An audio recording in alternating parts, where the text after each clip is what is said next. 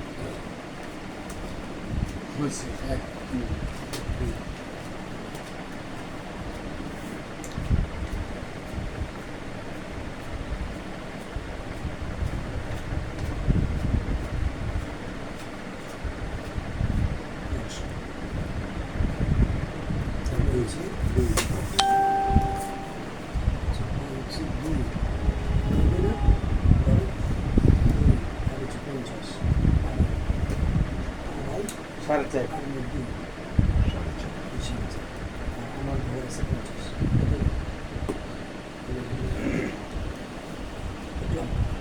এর মধ্যে জামাইরে বলি আমি জামাইরে এই কথাটা বলতেছি 30 তারিখের মধ্যে জামাই এক জায়গাতে টান্দা হইলো 1 লাখ টাকা।